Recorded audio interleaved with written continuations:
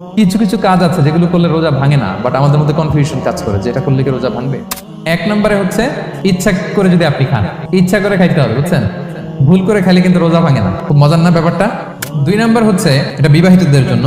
আমরা শুনেছি যে বিবাহিতরা ফিজিক্যাল ইন্টারকোর্স যদি করে, দেহ থেকে সিমেন আউট হলে রোজা ভেঙে যায়।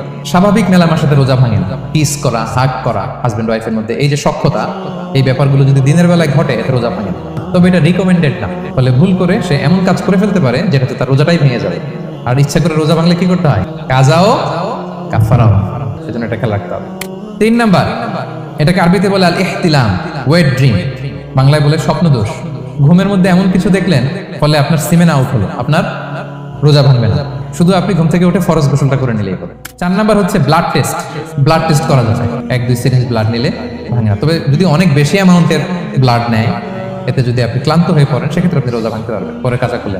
5 নাম্বার হচ্ছে ইচ্ছাকৃত বমি করলে রোজা ভাঙে, কিন্তু অনিচ্ছাকৃত যদি বমি চলে আসছে, ভমিটিং হচ্ছে, আমার রোজা ভাঙবে না।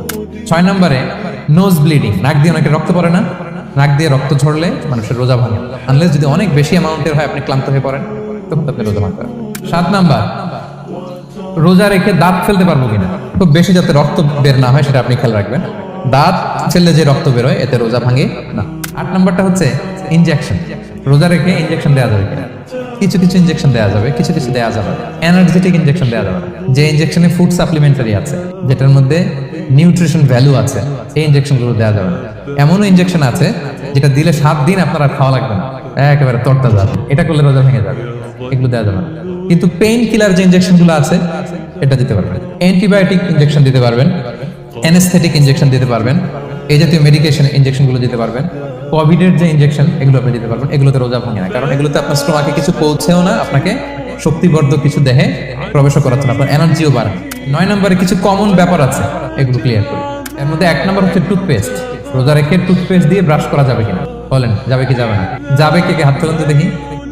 হ্যাঁ, মাত্র 1 জন, 2 জন, 3 জন, 4 জন, 5 জন, 6 জন, দল ভারী হচ্ছে আস্তে আস্তে।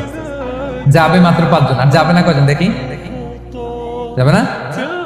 যাবে না, দল ভারী না? এই সুন্দর বলছে, যাবে, কিন্তু না করাই ভালো। যদি খুব স্ট্রং টুথপেস্ট হয়, এগুলো ব্যবহার না করা ভালো। দিনের বেলায় মেসওয়াক করা ভালো। 10 নম্বর, খুব মজার একটা পয়েন্ট, খাবারের যদি লবণ চেক করা হয় এতে রোজা ভাঙে না। এটা রেকমেন্ডেড না। এটা কখন রেকমেন্ডেড? এটা বড় শেফদের জন্য। লেটস সে রমাদানে 1000 লোকে বিরিয়ানি করা হবে, আল্লাহর বান্দারা রোজাদাররা খাবে, এটা লবণ বেশি হলে খেতে পারবে? পারবে না।